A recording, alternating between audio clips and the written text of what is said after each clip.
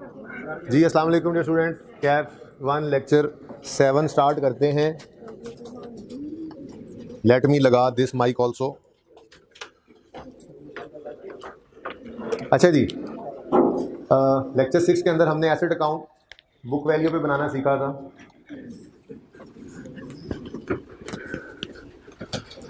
और फिर मैंने उसके लिए 3 क्वेश्चंस होमवर्क में दे दिए थे और क्वेश्चंस आप लोगों ने अटेम्प्ट किए होंगे। बेसिक थीम तो पता चल ही गया था, कोई मसला तो नहीं आया। कोई क्वेश्चन है तो पूछ लें। क्वेश्चन 1 क्वेश्चन 2 तो सिंपल ही रहे, क्वेश्चन 3 में पूछ लें। 2 में क्या जी, न्यू की कॉस्ट 40 ही लेंगे। वो 3 सिनेरियोज तो कभी कभी टेस्ट होते हैं, तो बेसिक सा सवाल था। वो 3 सिनेरियोज जो हैं वो जहाँ पे टेस्ट हुए वो क्वेश्चन हमने कर तो लिया था, अकमल ब्रदर्स वाला सवाल। ठीक है, सही है। क्वेश्चन नंबर 3 में कोई क्वेश्चन है तो पूछ ले। डायरेक्टली एट्रीब्यूटेबल कॉस्ट जो ऐड हो रही थी, कोई मसला तो नहीं हुआ किसी को? कितने बच्चों ने होमवर्क किया है वैसे, बाय द वे? यार वैसे इतने फ्रॉडियर्स तुम सब ने किया, इन सब ने हाथ खड़ा किया, होमवर्क किया हुआ है।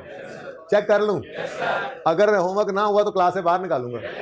हाथ खड़ा करें बच्चे जिन्होंने होमवर्क नहीं किया हुआ, नहीं किया हुआ होमवर्क। हाथ खड़े रखें, हाथ खड़े रखें, हाथ खड़े रखें। क्यों नहीं किया होमवर्क जी? हाथ खड़े रखें भाई जी।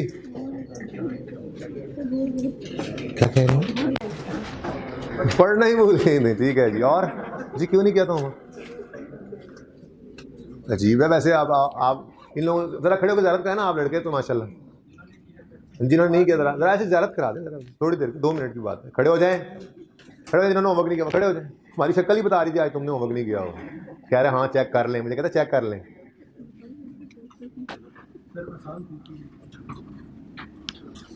दोनों पीछे निकल जाओ, आप कोने पे चले जाओ।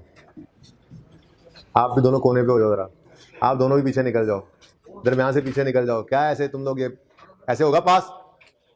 निकलो निकलो निकलो निकलो। तुम्हें क्या लगा चेक उसी दिन होता है होमवर्क? हाँ जी, अब आप लोगों को क्लास से बाहर निकालूं?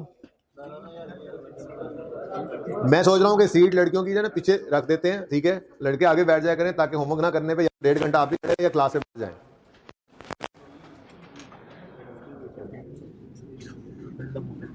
पहला मौका नहीं है ये, पकड़ा पहली दफा गया है, ये आखिरी चांस है, बैठ जाओ। हाँ, फीमेल स्टूडेंट अगर नहीं होमवर्क करके आएंगे तो मैं क्लास से बाहर निकाल दूंगा, ठीक है? या बाय ऑप्शन वो 1.5 घंटा खड़े रहें। और आप लोगों को तो ना बाहर जाने दूंगा ना बैठने दूंगा, 1.5 घंटा खड़े रहेंगे आप लोग। तो बैठ जाते यार उसी तरफ ही, अब क्या है इतना?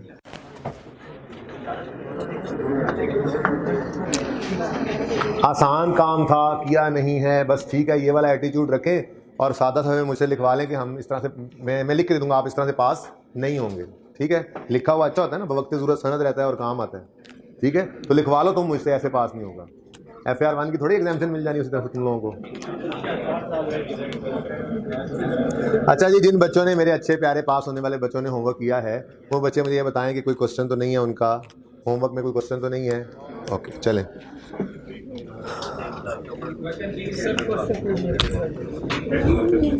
क्वेश्चन 3 को क्या हुआ बेटा? ये ना साथ में सीट छोड़ के बैठा करें जिन जगहों पे, तीसरी रो से ऑनवर्ड्स जी। क्वेश्चन 3 में क्या है भाई? पहले पूछो। A machine that was purchased for 2 lakh and installed at a cost of 10,000 on Yekam August was fully destroyed in an accident। कोई फर्क नहीं है इस ट्रांजैक्शन में और सिंपल डिस्पोजल की ट्रांजैक्शन में, ठीक है? हमने एंट्री पास करनी है। Accumulated depreciation debit, cash debit, asset का नाम क्या चल रहा है? Plant and machinery. ठहर जाओ यार, अच्छा बाद में काट दे। प्लांट एंड मशीनरी है, बोलो। Plant and machinery account credit cost.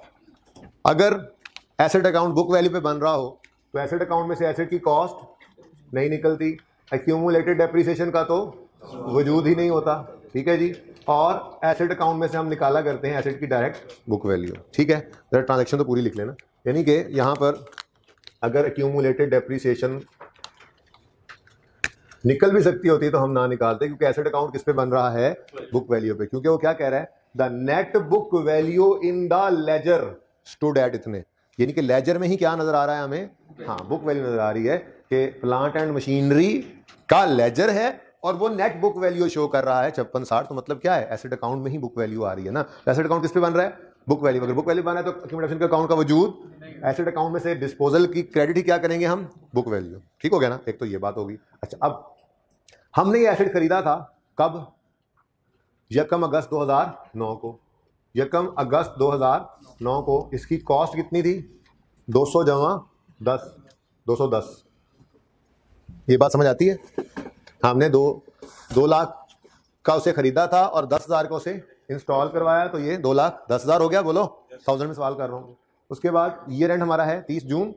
बोलो, तो 30 जून 2009 तो गुजर चुका है ना, तो 30 जून 2010, डेप्रीसिएशन 210, रेट है 15% इंटू अगस्त का महीना, 1 अगस्त को ही आए हैं तो अगस्त के महीने डेप्रिसिएशन स्टार्ट करनी है, जुलाई में 11/12 जी 28.29 कर लो ना, राउंड करते रहो जी। बुक वैल्यू कितनी आ गई, 181। फिर 30 जून 2011 आया, बिल्कुल आया। डेप्रीसिएशन 181 का 15% कितना है, 27 बोलो ना फिर। Book value 154। अब ये एसेट बिकने जा रहा है, ठीक है, बिकने जा रहा है। ये जल गया तो हमसे तो जा रहा है ना, किस दिन जी, 1 दिसंबर 2011। दिसंबर के महीने की डेप्रीसिएशन, जुलाई अगस्त सितंबर अक्टूबर नवंबर, ये 5 महीनों की डेप्रीसिएशन लेंगे। 154 इंटू 15% इंटू 5/12 जी 10।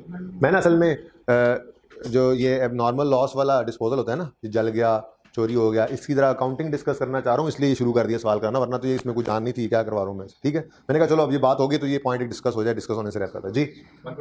144 बुक वैल्यू आ गई, 1 दिसंबर 11। ठीक हो गया जी, ओके। हमें यही चाहिए थी बुक वैल्यू। हमने क्या किया जी, 144 से एसेट अकाउंट को क्रेडिट कर दिया। ठीक है, कैश कितना आया, was fully destroyed in an accident, और कोई डिटेल नहीं बता रहा कि कहीं से कैश हमें कोई कबाड़िए को बेच के कोई लोहे के भाव कुछ मिल गया इस एसेट से, कुछ भी नहीं लिखा हुआ। इसका मतलब कैश क्या है, 0 कैश है। ठीक है, तो ये सारे का सारा फिर हमारा क्या हो गया, लॉस हो गया। ठीक है, सही है। अच्छा, लेकिन ये जो एबनॉर्मल लॉस होता है ना, जैसे एसेट डिस्ट्रॉय हो गया, आग लग गई, एक्सीडेंट में ख़राब हो गया, सैलाब में, ज़लज़ले में ख़राब हो गया, तो कभी कभार ऐसा होता है कि ऑर्गेनाइजेशंस अपने इन एसेट्स की ना इंश्योरेंस कराए हुए होती हैं। ठीक है, तो अगर एसेट नॉर्मल वे में सेल होकर डी रिकग्नाइज नहीं हो रहा हमारे सवाल में से, हमारे बिजनेस में से, ठीक है, बल्कि कोई एबनॉर्मेलिटी हुई है जिस वजह से वो हमारे बिजनेस के अंदर से निकला है, तो डिस्पोजल किसी एबनॉर्मेलिटी की वजह से हो तो फ़र्क कोई नहीं है सिंपल डिस्पोजल की ट्रांजैक्शन में और एबनॉर्मल डिस्पोजल की ट्रांजैक्शन में, सिवाय इसके कि कभी कभार ऐसा होता है कि आपकी इंश्योरेंस कंपनी इन्वॉल्व हो जाती है। अगर आपने एसेट को इंश्योर करवाया हो तो इंश्योरेंस कंपनीज एबनॉर्मल लॉसेस के अगेंस्ट आपको कवर देती हैं। अब आपका एसेट एक्सीडेंट की वजह से तबाह हो गया, किसी भी एक्सीडेंट की वजह से आपका एसेट तबाह हो गया, तो आपके बिजनेस से तो गया ना, तो बोलो, तो एसेट अकाउंट तो हमने क्रेडिट कर दिया। ठीक है, हाँ, कभी कभार ऐसा होता है कि फिर इंश्योर्ड एसेट होता है तो इंश्योरेंस कंपनी से कुछ कैश आ जाता है। अगर तो इंश्योरेंस कंपनी से कैश आ गया है तो still there is no difference in the transaction. हमने एसेट बेचा और बशीर भाई से पैसे आ गए, बशीर भाई को एसेट बेचा, वो कैश बशीर ने हमें दे दिया, ट्रांजैक्शन यही रहनी है। हमारा एसेट बिका नहीं, जल गया और इंश्योरेंस वालों ने हमें कैश दे दिया, हमें इससे क्या, बशीर ने दिया, इंश्योरेंस से मिला, कैश आया तो कैश डेबिट, एसेट क्रेडिट और बैलेंसिंग फिगर गेन या लॉस। ठीक है ना, और सही है। एक्यूमुलेशन, अगर एसेट का कॉस्ट हो तो एक्यूमुलेशन डेबिट, एसेट की कॉस्ट क्रेडिट, कैश डेबिट और बैलेंसिंग गेन लॉस। तो अगर इंश्योरेंस कंपनी ने भी कैश आपको पे कर दिया है तो there is no difference in the transaction. तो फिर फर्क क्या पड़ा, सिर्फ इतना सा फर्क पड़ता है कि जिस दिन एसेट डिस्पोज हुआ, हमने वो इंश्योरेंस कंपनी को फ़ोन किया, हमने रोक दिखाया, हमने कहा जी हमारा एसेट गया, हमसे गया। उन्होंने कहा ठीक है, हम आपको पैसे दे देंगे। क्या कहेंगे जी, पैसे दे देंगे। अगर अभी दिए नहीं है, बल्कि ये कह रहे हैं कि हम पैसे दे देंगे, तो ऐसी सूरत में कैश की बजाय इंश्योरेंस क्लेम रिसीवेबल आ जाएगा। बस इंश्योरेंस क्लेम, ये एक करंट एसेट है। ठीक है जी, इंश्योरेंस क्लेम रिसीवेबल, ये आपका क्या है जी, करंट एसेट है, एक राइट टू रिसीव कैश है। तो आर्जी तौर पे ये करंट एसेट आप रिकॉर्ड कर लेंगे। अगेन जितने पैसे होंगे उतने से हमारा ये लॉस कम हो जाएगा, और जब वो पैसे आ जाएंगे इंश्योरेंस वालों से तो ये इंश्योरेंस क्लेम क्रेडिट करके उस दिन कैश डेबिट कर लेंगे। तो एसेट अगर अब नॉर्मल लॉस हो, इंट्रो में हमने पढ़ा होता है लेकिन शायद कुछ बच्चे स्किप कर जाते हैं चीज़ों को या नहीं पढ़ी होती बात, तो इसलिए मैंने इतनी तफसील से बात कर दी, वरना ये किया नहीं करता इतनी तफसील से बात, ठीक है ना। तो अगर कोई एबनॉर्मल लॉस हो फिक्स एसेट का, एबनॉर्मली डिस्पोज हो फिक्स एसेट, तो वो सेल वाले डिस्पोजल से बिल्कुल भी हट के ट्रांजैक्शन नहीं है, सिवाय इसके कि अगर इंश्योरेंस वालों ने पैसे देने का वादा किया है, अभी दिया नहीं है, पैसा भी आया नहीं है, तो जब तक पैसे आए ना तब तक इंश्योरेंस क्लेम रिसीवेबल डेबिट करना होता है, उसके अलावा इस ट्रांजैक्शन में कोई फ़र्क नहीं होता। क्लियर है ये बात?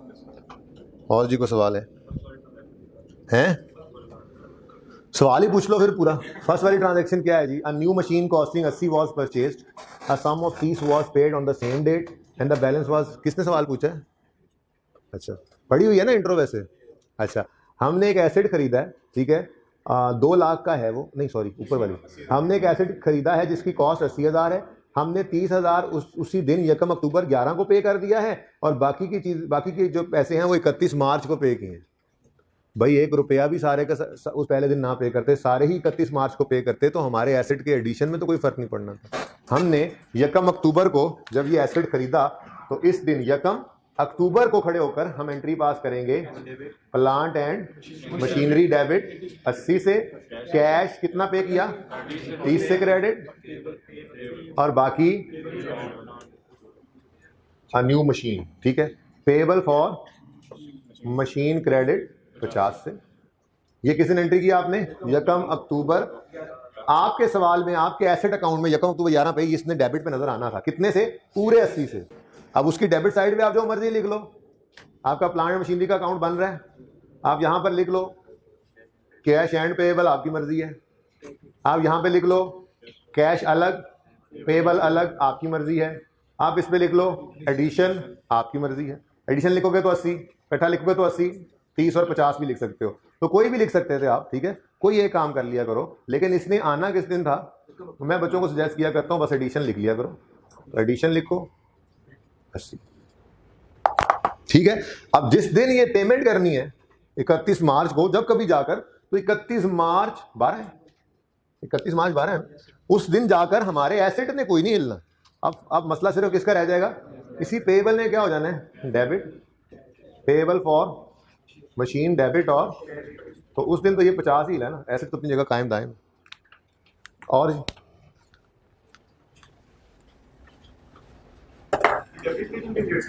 जिस दिन एसेट आ गया, एसेट डेबिट किस दिन हुआ है? पैसे हमने उसको, किसने सवाल किया है? सवाल करके जरा मुझे दिखाया तो करो, सवाल कहां से है? अच्छा, एसेट 1 अक्टूबर 11 को आ गया ना, बोलो पैसे नहीं दिए तो क्या वो एसेट इस्तेमाल होने से रुक जाएगा? हम ये एसी खरीद के लाएं 80,000 का, 30,000 पे कर दें, 50,000 हम कहें जी आपको 6 महीने बाद देंगे, तो क्या ये एसी कहेगा अगर नहीं सॉरी मैं नहीं चलूंगा? हम कह रहे हैं चल जा, 1 अक्टूबर को हम लेके आए इंस्टॉल के, हम कह रहे हैं चल जा, कह रहे सॉरी मैं नहीं चल सकता। नहीं, क्या हुआ? आपने मेरे पैसे ही पूरे नहीं पे किए। क्या ऐसा होता है? बोलो ऐसा नहीं होता, ठीक है ना। तो एसेट जिस दिन हमने इस्तेमाल करना शुरू कर दिया, 1 रुपया ना पे करते, आप इंट्रो में ये ट्रांजैक्शन तो पढ़ के आई होंगे, हम उधार पे भी तो फिक्स एसेट खरीद लेते हैं। हम 1 रुपया ना पे करें, जिस दिन हमने एसेट खरीद लिया है, पैसे भी नहीं दिए, इस्तेमाल करना शुरू कर दिया, तो डेप्रिशिएट करना शुरू करें। कैश के पे करना तो हमारे लिए जरूरी नहीं है, ठीक है जी। बोले सही है, चलें आगे।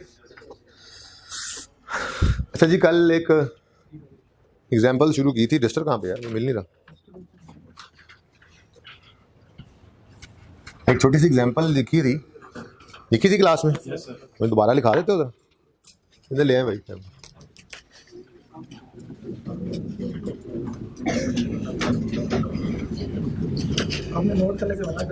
अच्छा चलो कोई नहीं, फिगर बदल जाएंगी ना, बात मुझे याद है। An individual started a business with ₹50 इन 2019। कोई बात नहीं बेटा, अगर आप नाम ही बताएं तो डेटा थोड़ा सा बदल जाएगा, खैर। अच्छा, profit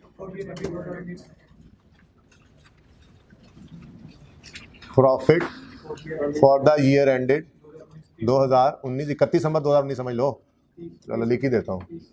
for the year ended 31 December 2019 is equal to 30 है, और profit for the year ended 31 December 20 है 45। नोट किया हुआ है किसी ने? लोगों ने तो नोट, अच्छा यार 10 ले लो यार, मैंने कहा थोड़ा बढ़ा लें यार बिजनेस को, जरा थोड़ा सा तसल्ली हो जाए बिजनेस। आप नहीं बढ़ाने दे रहे, इसको मैसेज कर दें। हाँ मिलियन समझे, आप ट्रिलियन समझ लें यार, मैसेज कर रहे थे किसी को मार्कर के लिए। अच्छा जी,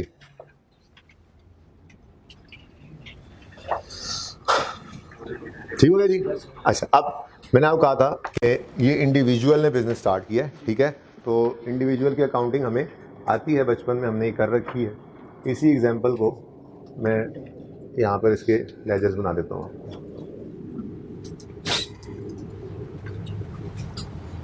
ठीक है जी, तो अज्यूम 1 जनवरी 19 को ये पैसे इन्वेस्ट किए उसने, तो क्या एंट्री पास किया करते थे हम? Cash debit capital. एक मिनट यहीं पे रखिएगा भाई camera, let me see the frame.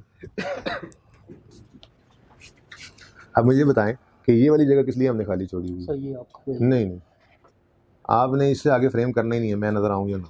ये हाफ से इधर रख दिया करें, ठीक है ना, इधर ऊपर आ जाए नजर तो ठीक है, मेरी शक्ल क्या करनी है उन्हें देख। ओके जी,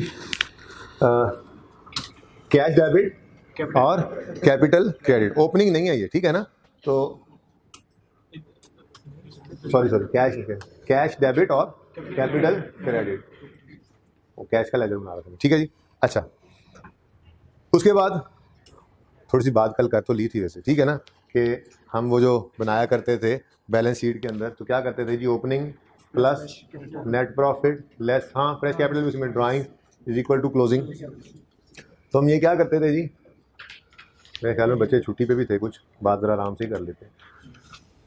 बैलेंस शीट बनाया करते थे इंट्रो में और अच्छा कैपिटल सिर्फ कैपिटल की बात कर लें, कैपिटल लायबिलिटी सिर्फ कैपिटल की बात करें बस। ओपनिंग कैपिटल हम लेते थे, अगर वो फ्रेश कैपिटल आता था तो वो यहाँ लिखते थे, अगर वो प्रॉफिट आता था तो वो यहाँ पे ऐड होता था। ड्राइंग यहाँ से क्या करते थे, लेस करते थे और हम पहुँच जाया करते थे, ठीक है। अगर मैं कहूँ कि ये ओपनिंग है तो यही वाला 50, ओपनिंग कुछ नहीं था, 2019 की बात कर लें अपने सवाल की। फ्रेश कैपिटल 50 आया, नेट प्रॉफिट सवाल ने 30 बताया है, ड्राइंग्स कोई नहीं बताई है, ठीक है जी। तो क्लोजिंग क्या हो गया, हम इस तरह से लिख लिया करते थे बैलेंस शीट। लेकिन अगर मैं आपसे कहूँ कि आप मुझे इसी को स्टेटमेंट को लेजर की फॉर्म के अंदर दिखा दो, तो वो बनाना आता है हमें। पार्टनरशिप में थोड़ी सी बात आप लोगों ने की भी होगी इंट्रो में, तब पार्टनरशिप जब आपने पढ़ी थी, ठीक है। तो कैपिटल का लेजर बनाना है तो मुश्किल काम नहीं, आपने सिर्फ ये देखना है कि ये कैपिटल जो है इसकी नेचर क्या है, क्रेडिट। तो फिर जो स्टार्ट या प्लस वाली चीज़ें हैं वो कहाँ पे जा रही हैं, वो क्रेडिट साइड पे जा रही हैं। तो हमने देखा जी ब्रॉड डाउन तो कुछ था नहीं, अगर होता तो क्रेडिट साइड पे आता, क्योंकि इसकी नेचर क्या है, एक बार सिर्फ स्टार्ट करना ही मुश्किल है। अगर कोई एसेट का लेजर बना रहे हो स्टेटमेंट फॉर्म से, तो ये देखना है उसकी नेचर डेबिट है, तो जो ओपनिंग बैलेंस होगा वो डेबिट साइड पे लिख देंगे, और जो सारे प्लस हैं वो डेबिट और जो सारे माइनस हैं वो क्रेडिट। ये क्रेडिट नेचर का अकाउंट है तो इसका ओपनिंग किधर आ गया, क्रेडिट साइड पे। अब जितने प्लस हैं वो क्रेडिट होंगे इसमें और जितने माइनस हैं वो, तो अगर हम इस स्टेटमेंट से लेजर बनाएं तो हम क्या करेंगे जी, फ्रेश कैपिटल कैश ही लिखा था, चलो लिख लें, फ्रेश कैपिटल 50, प्रॉफिट जो बिजनेस ने कमाया वो भी इधर ही ऐड होगा, ड्राइंग्स कोई होती तो यहाँ से लेस कर देते लेकिन है नहीं, और क्लोजिंग बैलेंस 80। तो ये स्टेटमेंट ये लेजर, कोई फर्क है, समझे हो, कोई फर्क नहीं है, ठीक है ना। अब यही मैं कह रहा था कि हम यहाँ पर स्टेप बाय स्टेप इस लेजर को एक दफ़ा ज़रा बना लेते हैं, ठीक है। ये बना रहेगा, जब आप कहेंगे तभी मिटाऊंगा, एक दफ़ा इधर देख लें बस, ठीक है। तो ओपनिंग था, ब्रॉड डाउन कुछ नहीं था, फिर इन्वेस्ट किया ओनर ने 50 रुपये बिजनेस में, तो कैश डेबिट कैपिटल क्रेडिट हुआ। फिर बिजनेस ने 30 रुपये कमाए, तो ये प्रॉफिट भी कैपिटल में क्रेडिट हो गया। कोई ड्राइंग सवाल में नहीं थी, तैयारी करा दूं फिर भी चलो, ठीक है। और क्लोजिंग बैलेंस क्या आ गया जी, 80, 2019, ठीक हो गया जी। 2020 की बात करें, जगह चले नहीं मिटाता, कैपिटल का अकाउंट 2020 में जब बनेगा तो ब्रॉड डाउन क्या आएगा, 80। फिर इस साल का प्रॉफिट 10, भाई मार्कर के लिए कहा है किसी को, ड्राइंग्स अगेन सवाल में कोई नहीं है, तुम एक दिन मार्कर ले आए और चौधरी बन के चेक करके रखे आप। कितने मार्कर्स पड़े हैं बताते क्यों नहीं हो यहाँ पे?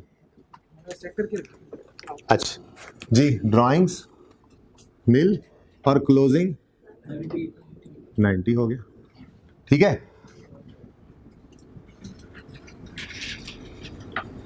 यहाँ तक कोई मसला है तो बताएं। अब मुझे इजाजत दें कि मैं ये मिटा लूँ। बच्चे नोट कर रहे हैं, अगर सिर्फ इसको सिर्फ ये जो मैंने बनाए थे, अगर किसी ने इस तरह से करना है तो ज़रूरी नहीं है, वैसे होता ही है ना, कुछ बच्चे कहते नहीं हमने करना ही करना है ये नोट, तो फिर वो जल्दी से कर लें इसको। बार बार करना जरूरत नहीं है, लेकिन चलो वो होते हैं जिद्दी बच्चे। इजाजत है?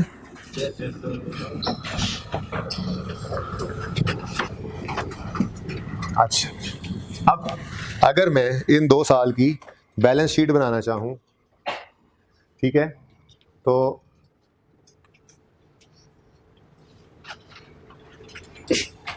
जाहिर सी बात है एक्सट्रैक्ट सी बनाऊंगा। 2020 2019, तो कैपिटल एंड लायबिलिटीज का जो पोर्शन था, उसमें जो कैपिटल के लिए हम इतनी एक्सरसाइज करते थे ना, ऑन ओपनिंग कह रहा हूँ, डेप्रिसिएशन जी, opening plus profit less drawings closing, अब वो वहाँ पे करने की जरूरत नहीं, क्योंकि हमने लेजर बना लिया है कैपिटल का, और ये opening plus cash plus profit less drawings equal to closing हम वहाँ पे निकाल चुके हैं। तो फिर हम यहाँ पे सिर्फ क्या लिखते हैं, कैपिटल, और 2019 में ये कैपिटल है 80 रुपये, 2020 में 10 रुपये। तो ये काम हम इंट्रो के अंदर सीख कर आए हैं, ठीक हो गया, सही है। अब अज्यूम कीजिए कि भाई फ्रेम नहीं छेड़ने की ज़रूरत, आप बैठ जाएं प्लीज़, यहाँ से लगा दें फ्रेम और बस बैठ जाएं जी। अज्यूम कीजिए कि ये इंडिविजुअल नहीं है, ये एक कंपनी है, ठीक है, ये एक कंपनी है। अब कंपनी के अंदर कैपिटल को हम क्या कहते हैं जी, शेयर कैपिटल, क्या कहते हैं जी। अच्छा, ये शेयर कैपिटल के ऊपर ना, इसकी इशुएंस के ऊपर डिस्कशन करेंगे आगे टॉपिक्स के अंदर, हमारी ज़रूरत तो है ही, बड़ी तफसील से बात करेंगे, कंपनी शेयर इशू कैसे करती है, कैश के ऊपर, प्रीमियम के ऊपर, डिस्काउंट के ऊपर, पार वैल्यू क्या होती है, सारी बातें इंशाल्लाह करेंगे। फिलहाल तो सिर्फ जो है मैं आपको बस थोड़ी सी बात अपने मतलब की करके आगे निकल रहा हूँ। आगे टॉपिक्स के अंदर है इशुएंस ऑफ शेयर कैपिटल की बहुत लंबी चौड़ी तफसील है, तो इंशाल्लाह वहाँ पे जाके उसको सीखेंगे, ठीक है। फिलहाल तो सिर्फ इतनी सी बात कि हम कंपनीज के केस में, क्योंकि एक बंदे का कैपिटल नहीं होता, बल्कि बहुत सारे लोग जो है वो कैपिटल लेकर आते हैं घर से, और कंपनी के इस बिजनेस के अंदर हर बंदे का शेयर होता है, ठीक है। तो हम फिर इस कैपिटल को जो है वो शेयर कैपिटल कह दिया करते हैं। कंपनी केस में कैपिटल को क्या कहा जाता है जी, शेयर कैपिटल, ठीक है। तो यहाँ पे जो हमने एंट्री पास की थी, पहली एंट्री वो की थी कैश डेबिट कैपिटल क्रेडिट, ठीक है ना। और कंपनी केस में यही एंट्री क्या बन जाएगी, cash debit share capital credit, कोई खास फर्क, ठीक है ना, कोई खास फर्क नहीं पड़ा, ठीक है। तो इन केस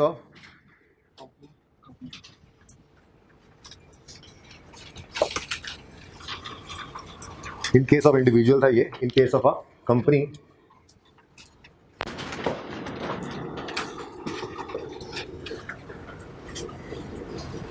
कैपिटल अकाउंट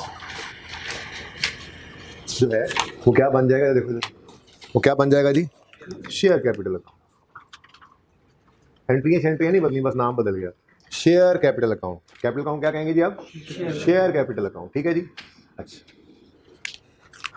तो देखें जी, ओपनिंग कितना था जी, ओपनिंग नील, घर से पैसे लाया ओनर 50 रुपए, एंट्री क्या पास की, cash debit share capital credit 50। अगली बात, एक तो ये कहा हमने कि कैपिटल अब क्या कहलाएगा, शेयर कैपिटल।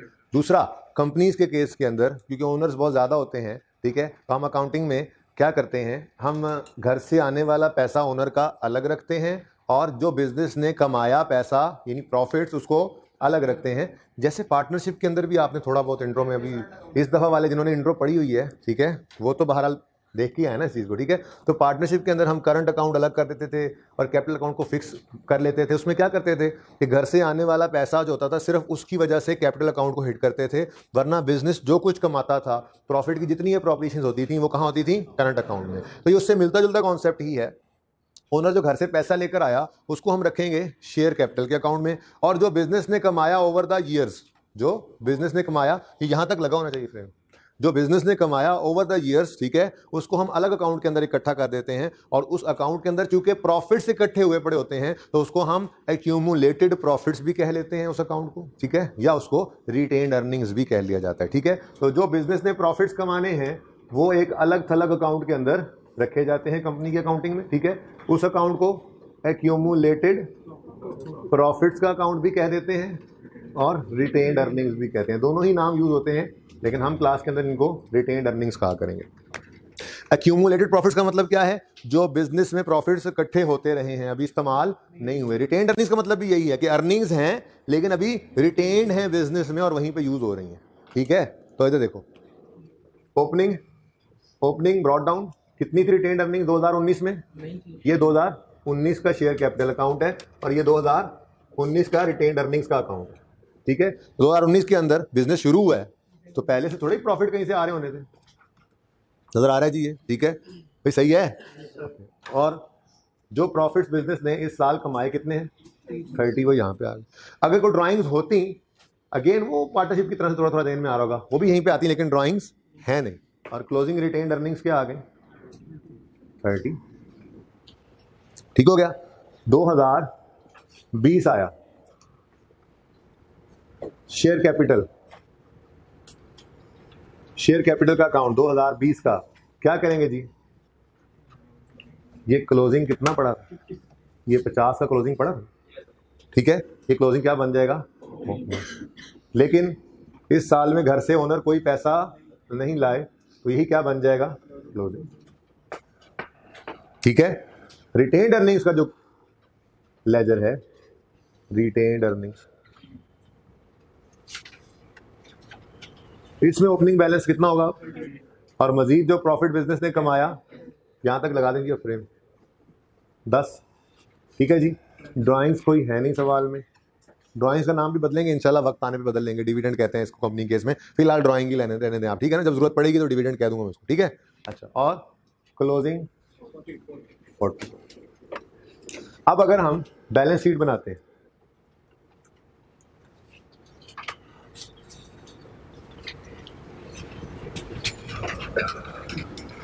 दो 2019 और 2020 के लिए, ठीक है जी। तो कंपनी के केस में कैपिटल की बजाय शेयर कैपिटल होता है और उसके साथ हम रिजर्व्स ले लेते हैं, ठीक है जी। चलो, इक्विटी एंड लायबिलिटीज की हेडिंग होती है। चलो शेयर कैपिटल फिलहाल ऐसे ही बस, शेयर कैपिटल, ठीक है,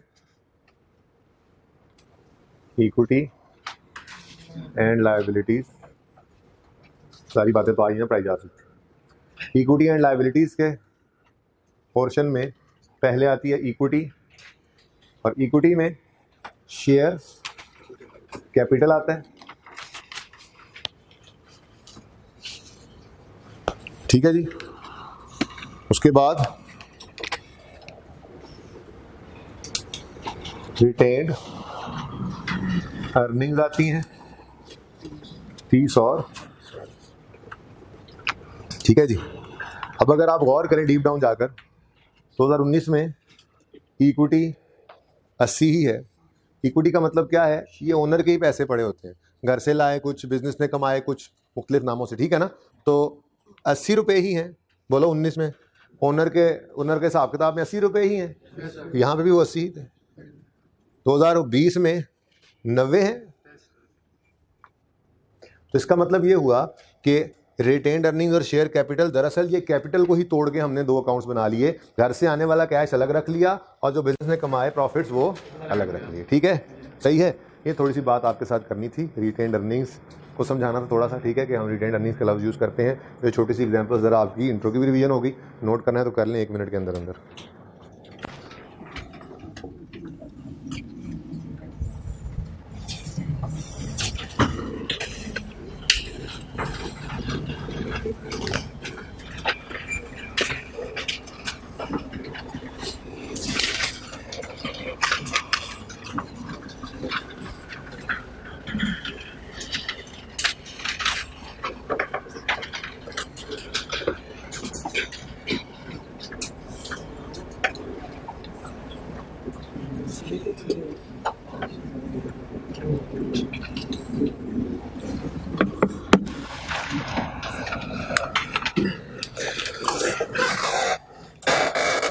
जी ले आए।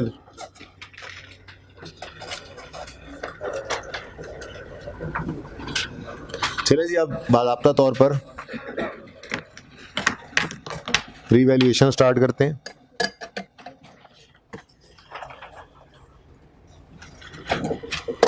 अच्छा जी, ये इंट्रोडक्शन टू अकाउंटिंग में आपको जब पढ़ाया जाता है फिक्स एसेट का टॉपिक, ठीक है, तो बात इस तरह से शुरू की जाती है कि रिकग्निशन क्राइटेरिया होता है। आईएस 16 कहता है कि आप किसी भी आइटम को as an item of property plant equipment सिर्फ उस सूरत में रिकॉर्ड कर सकते हैं अगर दो शराइत पूरी हों। पहली, फ्यूचर इकोनॉमिक बेनिफिट्स प्रॉबेबल हों उस एसेट से आने, और दूसरी, कॉस्ट रिलायबली हो सके, ठीक है। फिर जब ये रिकग्निशन क्राइटेरिया मीट कर जाता है कोई भी आइटम, तो हम उसे कहते हैं चलो अब तुम पीपीई हो। अब जब पीपीई हो का उसको लक़ब मिल जाता है, तो फिर अगला सवाल पैदा होता है, अगर क्राइटेरिया मीट कर गया है रिकॉर्ड करने का, कि रिकॉर्ड करें या ना करें, तो स्टैंडर्ड ने कहा हाँ इस फलां चीज़ को कर लो अब रिकॉर्ड, तो फिर अगला सवाल पैदा हुआ कि उसको रिकॉर्ड किस पे करें। तो उसमें फिर आपको बताया जाता है इनिशियल मेजरमेंट एक चीज़ है। इनिशियल मेजरमेंट के एसेट पहली बार जब आए हमारे बिजनेस में, तो वो किस चीज़ पे, किस अमाउंट पे रिकॉर्ड हो। तो इनिशियल मेजरमेंट हमेशा किस पे होती थी, एट कॉस्ट। और उस कॉस्ट के अंदर हम क्या लेते थे जी, परचेज प्राइस और डायरेक्टली एट्रीब्यूटेबल कॉस्ट ऐड करते थे, याद आ रहा है। फिर अगली चीज़ आती थी सब्सीक्वेंट मेजरमेंट, कि बैलेंस शीट डेट के ऊपर हम क्या करें उसके लिए। तो उसमें फिर आपको वहाँ पे पढ़ा दिया जाता था सिर्फ इतना कि जी सब्सीक्वेंटली आईएस 16 अलाउ करता है कि आप अपने पीपीई को, प्रॉपर्टी प्लांट इक्विपमेंट को, या तो कॉस्ट मॉडल पे रखें या रीवैल्यूएशन मॉडल पे रखें। और फिर वहाँ क्या कहा यह जाता था कि कॉस्ट मॉडल आपका सिलेबस में है। कॉस्ट मॉडल क्या है, cost less accumulated depreciation less accumulated impairment loss if any, ठीक है ना। तो इंपेयरमेंट भी हम यहाँ पढ़ेंगे, ठीक है। अच्छा, लेकिन रिवैल्यूएशन मॉडल का यही कहा जाता था कि एफआर 1 में जाकर पढ़ेंगे। तो आज रिवैल्यूएशन स्टार्ट कर रहे हैं, ठीक है। अब ये रिवैल्यूएशन की जरूरत क्यों पड़ती है, ये क्यों अलाउ किया जाता है, इसकी बात पहले थोड़ी सी करता हूँ पानी पीने के बाद।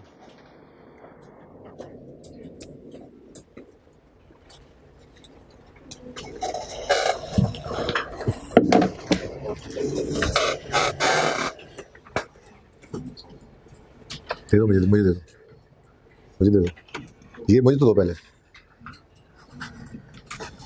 अच्छा जी, एक छोटी सी एग्जांपल लेते हैं पहले। हमने एक कुर्सी खरीदी, ठीक है जी, और 100 रुपये की खरीदी। यूजफुल लाइफ थी उसकी 10 साल, मिसाल के तौर पे, ठीक है। तो 10 रुपये वो कुर्सी डेप्रीशिएट हुई, और पहले साल के एंड पे इस कुर्सी की बुक वैल्यू है 90 रुपये। क्या चीज़, बुक वैल्यू, बुक वैल्यू, ठीक हो गया। अच्छा, अब कुछ लोग उठे, आपको बताइए एतराज़ करने वालों का काम क्या है, एतराज़ करना। तो कुछ लोग उठे और उन्होंने उठ के कहा ये अकाउंटेंट्स की हमें समझ नहीं आती, इनके पास ना एसेट्स जो होते हैं वो इनकी को अपनी किताबी वैल्यू है। कौन सी वैल्यू है जी, किताबी बुक वैल्यू। किताबी वैल्यू एक अजीब सी वैल्यू है, पता नहीं किस बेस के ऊपर इनके पास एसेट पड़े होते हैं। भाई 25 साल पुराना एसेट है, वो अभी मार्केट के अंदर वो मिले भी ना, आपकी किताबों में नजर आ रहा है, क्योंकि आपको उससे फायदा मिल रहा है, आप उसको कॉस्ट मॉडल पे रख के डेप्रिशिएट करते आ रहे हैं। तो मोतरजीन ने एतराज़ किया इसके ऊपर कि ये अकाउंटेंट्स की बात हमें समझ नहीं आती कि ये किताबों के अंदर एसेट को एक डब्ल्यू रिटर्न डाउन वैल्यू, पता नहीं क्या बुक वैल्यू, पता नहीं क्या चीज़ है, ये इसके ऊपर रखते हैं। हालांकि मार्केट के अंदर इस कुर्सी की वैल्यू हो सकता है इस वक्त 120 रुपये हो सकता है इस वक्त 70 रुपये हो। तो मार्केट के अंदर एसेट की वैल्यू कुछ होती है, और ये अकाउंटेंट्स अपनी किताबों में एसेट को कुछ वैल्यू पे लेके बैठे हुए हैं, ठीक है। तो हमें इस पर एतराज़ है। तो फिर मोतरजीन का एतराज़ दूर करने के लिए IAS 16 ने एक अल्टरनेटिव दिया, ठीक है ना। क्या दिया,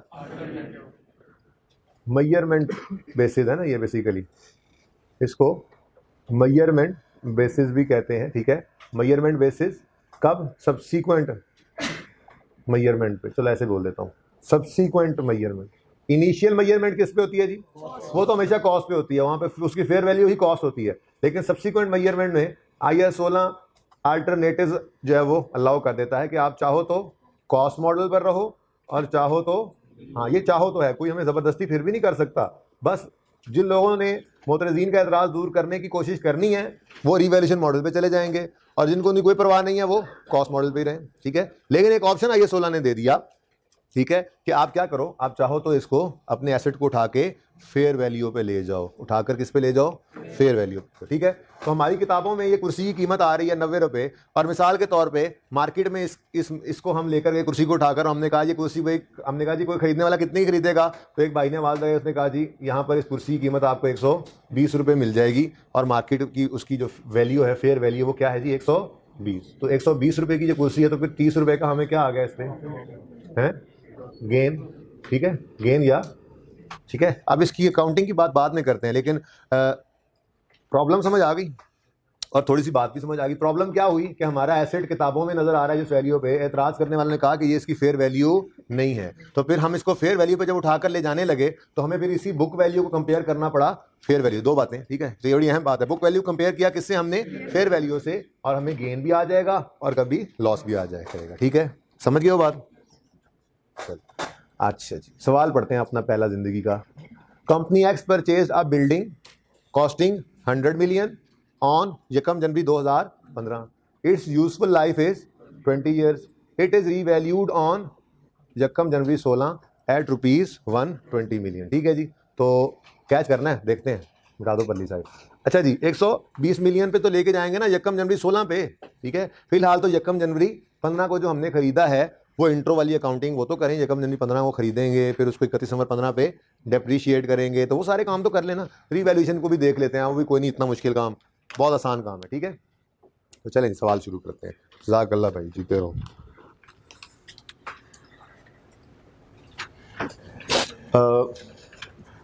सबसे पहले हम वर्किंग, रीवैल्यूएशन जब भी आएगी हम एक वर्किंग किया करेंगे, ठीक है, क्या किया करेंगे।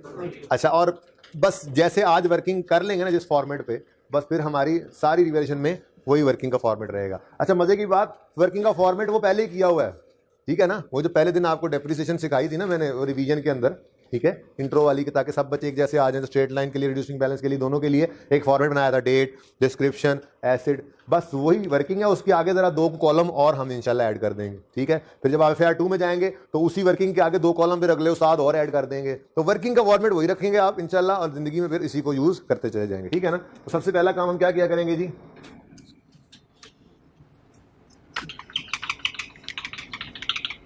ले नोट कर लें, नोट कर लें, समझ आ रहा है। ओके, अच्छा जी, सबसे पहला काम हम क्या करेंगे जी, वर्किंग किया करेंगे, ठीक है जी।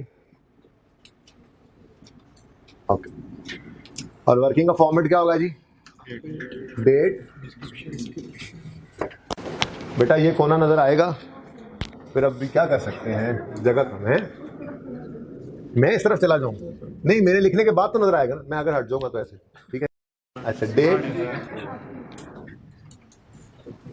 आप कह रहे हैं ऐसे लिखूं मैं, वो मुझे लिखा नहीं जाता। डेट, चले स्टार्ट कर लेते हैं। डिस्क्रिप्शन या पर्टिकुलर्स, जो भी आप कहना चाहें, ठीक है। उसके बाद अच्छा, फिलहाल एसिड ही लिख लें, वैसे उसूली तौर पे इस बिल्डिंग को लिख लेना चाहिए था, लेकिन फिलहाल चूंकि पहला दिन है तो मैं एंट्री याद करवाते हुए एसिड डेबिट, एसिड क्रेडिट करना ज़्यादा कंफर्टेबल आपको आप फील करेंगे इसमें, ठीक है, तो मैं ऐसे ही लिखूंगा, ठीक है। अच्छा, डिस्क्रिप्शन देखा ना अजीबो गरीब होगी हमारी वर्किंग, फिर एसिड और रुक जाए, ठीक है। इतनी वर्किंग तो हमने वैसे ही की हुई है, तो वही वर्किंग दोबारा कर रहे हैं, ठीक है।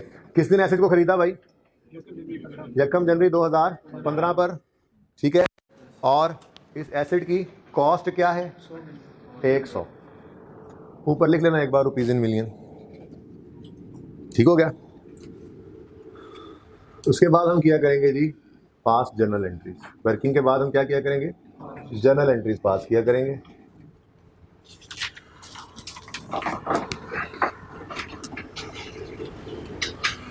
तो यकम जनवरी 15 पर ये जो एसेट आपने खरीदा है, इस एसेट को खरीदने की एंट्री क्या आप कर सकते हैं, रीवैल्यूएशन की तो बात ही भी नहीं कर रहा मैं, ठीक है ना, सिंपल सिंपल बातें, इंट्रो वाली। फॉर द ईयर एंडेड 31 दिसंबर 2015, पहली एंट्री किस दिन होगी, यकम जनवरी 2015 पर। क्या एंट्री होगी बोलने जरा, एसिड डेबिट कैश क्रेडिट, कितने से, 100 से। लो भला बताओ, कोई मुश्किल बात है अभी तक हमने की नहीं ना की। अच्छा, ये सवाल तो हमने देख लिया ना, बस ये याद रख लो, इट इज रीवैल्यूड ऑन यकम जनवरी 16 एट 120 मिलियन, ये याद कर लो, ये इशारा कर रहा हूँ भाई मैं इधर, जी इट इज़ रीवैल्यूड ऑन यकम जनवरी 16 एट ₹120 मिलियन। ठीक है, सही है। तो यकम जनवरी 16 पे 120 रुपये पे लेकर जाना है, बस ये याद रख लेना। मैं ये क्यों कह रहा हूँ आपको, क्योंकि मैं ये फिलहाल सवाल को क्या करने लगा हूँ, बंद करने लगा हूँ मुझे, लेकिन रिमोट नहीं नज़र आ रहा, मिल गया।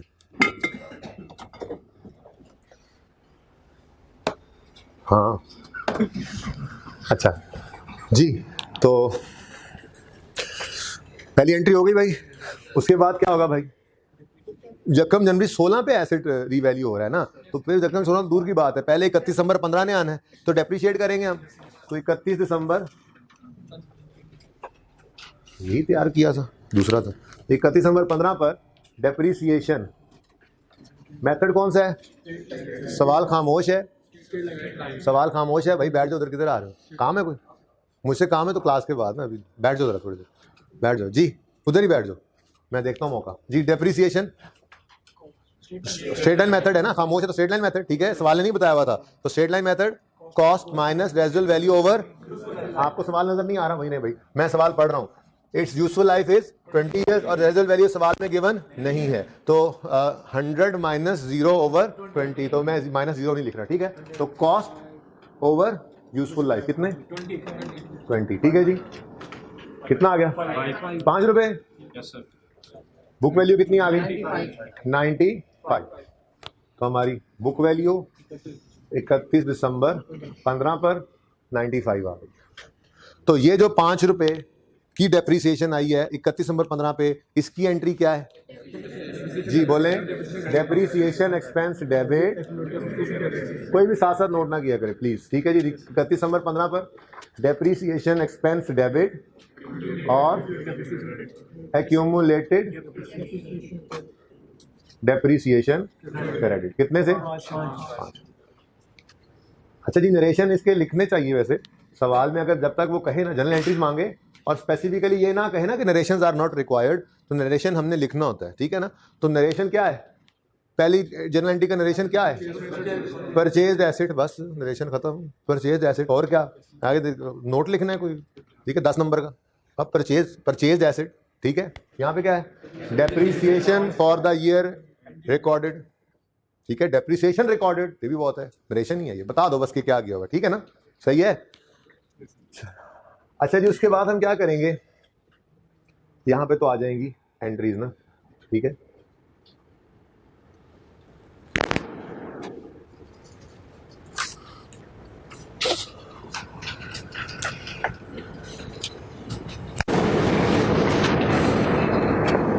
सवाल में 31 दिसंबर 15 और बस 16 की एंट्रीज हैं, 1 2, ठीक है जी। फिर यहाँ पे आज चलो लेजर बना लेते हैं, वैसे हमारी एंट्रीज तकरीबन यहाँ तक आया करेंगी अब आगे आने वाले सवालों में, तो लेजर्स यहाँ पे बना करेंगे, तो हम ये बनाते रहेंगे। तो ये तीनों काम करने हैं हमने, आज तो सीख रहे हैं ना, तो स्लो सारे काम सीख लेते हैं, ठीक है।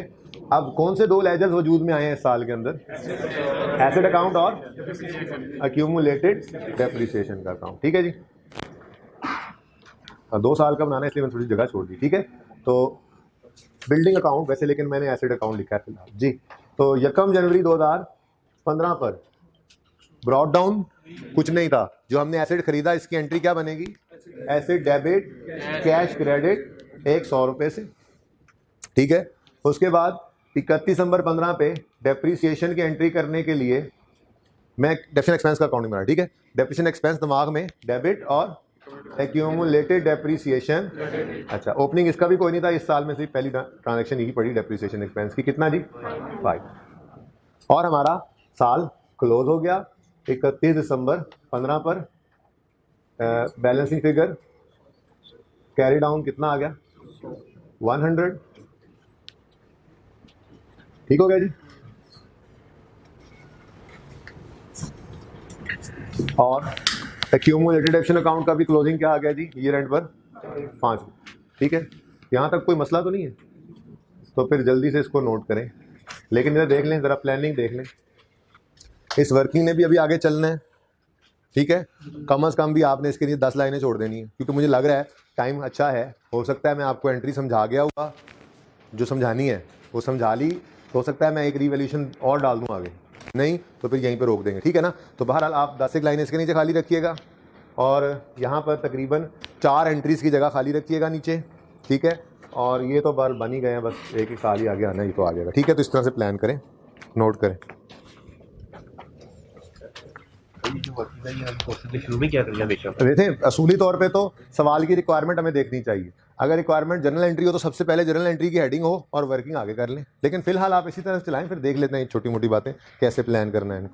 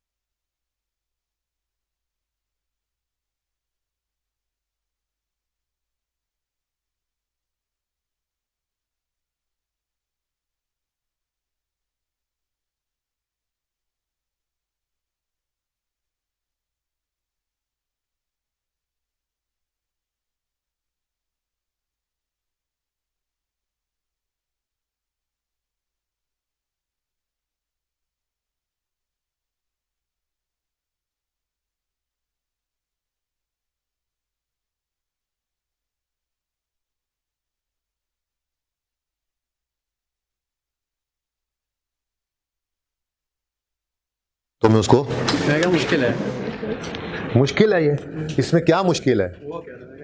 बेशरम आदमी, इसमें कुछ मुश्किल है? अकाउंटिंग में कुछ मुश्किल है ही नहीं। ये तो कोशिश किया क्या कोर्स भी स्टार्ट करना भाग्य हूँ, यही सुनना चाहते हैं, टाइम भी है भाई। अच्छा जी, अब भाई बस ये ठीक है यार, जो चल रहा है वो चलने दो, क्रॉस पढ़ा लो, ये पढ़ा लो, ओके। अच्छा जी, चलें आगे, चलें जी। अब वो दिन आ गया जिसका इंतजार था। अब सवाल ऑन करके रख सकते हैं। अब वो दिन आ गया जिसका इंतजार था। हमारा एसेट क्या हो गया जी? रीवैल्यू, ठीक है। इट इज रीवैल्यूड ऑन यकम जनवरी 16 एट 120, ठीक है जी। यकम जनवरी 16 पर हमारा ये एसेट क्या हो रहा है जी? रीवैल्यू। अब करना क्या है? वर्किंग की हद तक क्या करेंगे? हम एक लाइन खाली छोड़ देंगे और एक लाइन खाली छोड़कर उससे अगली लाइन में लिखा करेंगे रीवैल्यूड अमाउंट। क्या लिखा करेंगे जी? और रीवैल्यूड अमाउंट कितनी बताइए अभी आपको? 120 नहीं यार, हाँ 120 मिलियन है, ठीक है। मुझे लगा 160 जी। तो एक लाइन खाली छोड़कर क्या लिखोगे? Revalued amount. और वो कितनी है जी? अच्छा, इसकी वजह क्या है, क्यों मैंने रीवैल्यूड अमाउंट लिखी? थोड़ी देर पहले मैंने वहां पे आपको बताया था कि हम जिस दिन रीवैल्यूएशन करते हैं उस दिन हम बुक वैल्यू को कंपेयर करते हैं मार्केट वैल्यू से, ठीक है। फेयर वैल्यू है मार्केट वैल्यू, ठीक है। हमने बुक वैल्यू कंपेयर करना है किससे? हमारी इस वर्किंग में बुक वैल्यू ऑलरेडी आ रही है, तो फिर कंपेयर किससे करना था? मार्केट वैल्यू से। तो वो मार्केट वैल्यू हमने लिख दी, ठीक है। लाइन की थोड़ी अभी पता लग जाता है, ये बात समझ आ गई। तो जिस दिन रीवैल्यूएशन होनी है उस दिन हमने क्या करना है? उस दिन की बुक वैल्यू को उस दिन की मार्केट वैल्यू से क्या करना है? कंपेयर कर लेना, ठीक है। तो क्या किया करेंगे वर्किंग में? एक लाइन खाली छोड़कर रीवैल्यूड अमाउंट लिखा करेंगे, ठीक है। सही है। अच्छा, अब वो कुर्सी वाली एग्जांपल भी इत्तेफाक से ये नहीं मानी। अच्छा, 10 की डेप्रिसिएशन बस फर्क किया, ठीक है जी। तो अब बताओ मुझे, एक एसेट हमारा 95 का पड़ा है और हम कह रहे हैं इसको उठाकर ले जाओ 120 पे, तो फिर 25 रुपए का क्या आ गया? गेन आ गया। इस गेन को कहा जाता है रीवैल्यूएशन सरप्लस, या रिवैल्यूएशन गेन भी कह सकते हैं, ठीक है। रीवैल्यूएशन सरप्लस या रीवैल्यूएशन गेन। और ये हमने कैसे निकाला है इस वर्किंग में? बैलेंस, ठीक है। ये बात समझो। अभी रुक जाओ, ठीक है। क्या किया हमने? एक लाइन खाली छोड़ी और रीवैल्यूड अमाउंट लिखी, ठीक है जी। उसके बाद रीवैल्यूड अमाउंट और बुक वैल्यू कंपेयर किया। बुक वैल्यू 95 पे एसेट पड़ा है, लाना है इसको 120 पे, तो बढ़ाना पड़ा। प्लस का साइन आ गया यहाँ पे, 25 माइनस देना है, प्लस है, ठीक है। ये क्या है जी? रीवैल्यूएशन सरप्लस या रीवैल्यूएशन गेन, ठीक है। अब यहां पर एक नया कॉलम इंसर्ट कर लो और उस कॉलम का नाम है रीवैल्यूएशन सरप्लस का कॉलम। क्या है जी? रीवैल्यूएशन सरप्लस, ठीक है जी। रीवैल्यूएशन सरप्लस में कितना सरप्लस नजर आने लग गया अब? 25। ठीक है, अगर इसको मैं आर एस लिख दूं तो नहीं लिखूं, लिखूंगा मैं, जाओ कर लो जो कर। रीवैल्यूएशन सरप्लस ये लिखा तो है, ठीक है। रीवैल्यूएशन सरप्लस कितना आ गया? 25 का। अच्छा जरा देखना जरा ध्यान से एक दफा अभी नोट करने का टाइम देता हूँ। 100 minus 5 is equal to 95, 95 plus 25 is equal to, तो ये क्या है? इज इक्वल टू, बटा के नीचे क्या है? Is equal to. मैंने यहां पे लिखना था ना अभी 25, तो आपने कहा था ये क्या 25 बटा 25? भाई 25 बटा 25 नहीं है, 0 0, ये देखो यहाँ पे कुछ होता तो, लेकिन यहाँ पे क्या है फिलहाल 0 0 प्लस 25 इज इक्वल टू 25। ठीक है ना, ये इस तरह से लिखा हुआ है, इसलिए परेशान नहीं होना। ओके, लिखा है 0 नहीं लिखा है, ठीक है। अब नोट कर ले, वर्किंग की हद तक हमने रिवैल्यूएशन कर ली।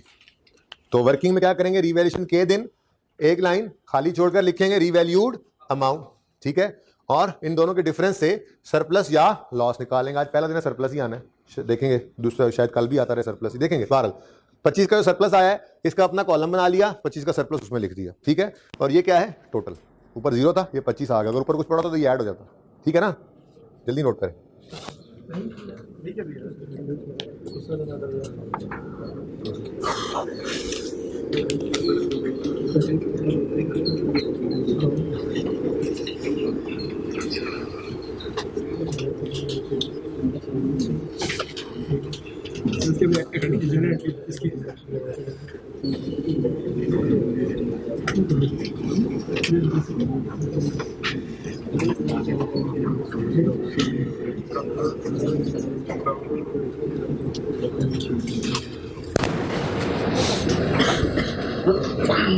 जी वो कंफ्यूजन। अब रीवैल्यूएशन का दिन है, 16 के साल की एंट्रीज करनी है ना, 31 दिसंबर 16 वाले साल की एंट्रीज हैं। 31 दिसंबर 16 में सबसे पहला काम क्या हो रहा है? 1 जनवरी 16 पर रीवैल्यूएशन होने जा रही है, ठीक है। अब रीवैल्यूएशन के दिन सबसे पहला काम पता है क्या करना पड़ेगा?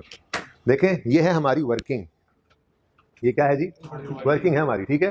तो चलो ठीक है ऐसे। अच्छा, वर्किंग है हमारी, इस वर्किंग में हमारी वर्किंग का फॉर्मेट ऐसा है कि ये बुक वैल्यू हमें शो कर रही है। आगे अभी डेप्रिशिएट करेंगे फिर, तो बुक वैल्यू वर्किंग का फॉर्मेट यही है ना, इसी पे आदत डाली थी ना आपको, ठीक है। कि ये वर्किंग क्या करती है, चाहे मेथड स्ट्रेट लाइन हो, चाहे रिड्यूसिंग बैलेंस हो, हर डेप्रिसिएशन के बाद ये बुक वैल्यू रिसेंट हमें बता रही होती है वर्किंग, ठीक है ना। तो वर्किंग तो हमें बुक वैल्यू बता रही है, और हमने क्या किया? हमने इस बुक वैल्यू को कंपेयर कर लिया इस मार्केट वैल्यू से। वर्किंग में बुक वैल्यू आ रही थी, तो वर्किंग की बुक वैल्यू को हमने कंपेयर कर लिया मार्केट वैल्यू से, गेन लॉस निकाल लिया, ठीक है। सबकी तवज्जो है? अकाउंट, ये रिवैल्यूएशन की सबसे मेन बात होने लगी है, सबसे मेन 2 बातों में से एक बात होने लगी है, ठीक है जी। तो अकाउंट्स की तरफ अगर आए तो देखें, सबसे पहला काम क्या होगा? 1 जनवरी 16 पर हम ओपनिंग लिखेंगे, ये कितना आएगा? 95 आएगा, बोलो 95 आएगा। प्रॉब्लम समझाई कुछ? एक्यूमुलेटेड डेप्शन का बैलेंस ओपनिंग अलग पड़ा है 5, यानी कि हमारी वर्किंग का फॉर्मेट तो था ही ऐसा कि उसने हमें रेडीली बुक वैल्यू अवेलेबल कर दी, ठीक है, सही है ना। लेकिन हमारा एसेट अकाउंट बन रहा है एट कॉस्ट, क्योंकि एक्यूमुलेशन को हमने अलग रखा हुआ है, ठीक है। तो इसका मतलब ये हुआ कि अगर हम रीवैल्यूएशन करना चाहें तो हमारे पास तो एसेट अकाउंट शो ही क्या कर रहा है? कॉस्ट। तो हम कॉस्ट को तो नहीं ना रीवैल्यूड अमाउंट से कंपेयर कर सकते, बात समझ रहे हो। तो फिर सबसे पहला काम हमें क्या करना पड़ेगा? हमें एसेट अकाउंट को लाना पड़ेगा बुक वैल्यू पे। एसेट को किस पे लाना पड़ेगा? एसेट को बुक वैल्यू पे लाएंगे तभी वो कंपेयर होगा ना मार्केट वैल्यू से गेन लॉस निकालने के लिए। वर्किंग में क्यों नहीं लाना पड़ा एसेट को?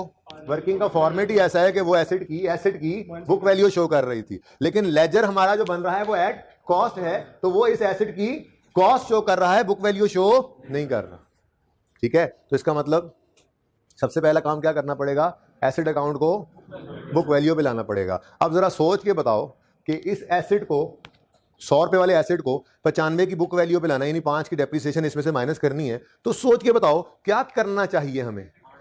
बोलो क्या करना चाहिए? एक्यूमुलेटेड डेप्शन अकाउंट के अंदर जो 5 पड़ा है उसको यहां से निकालें, यहां से निकाल के एसेट अकाउंट में फेंक दें, तो हमारे पास यही एसेट किस पे आ जाएगा?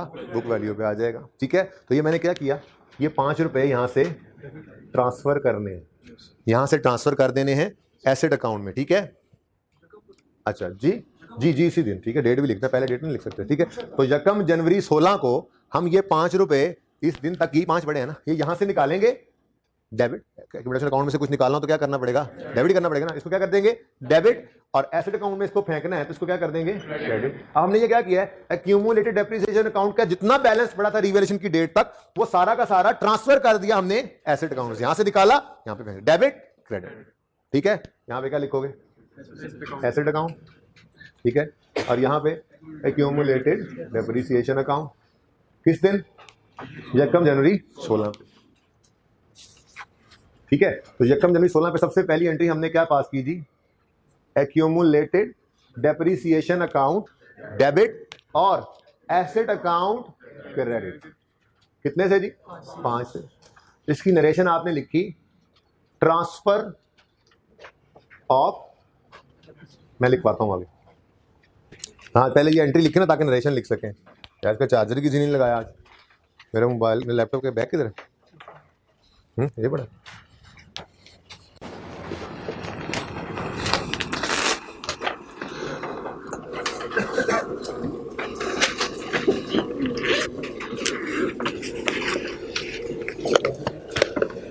जज़ाकल्लाह।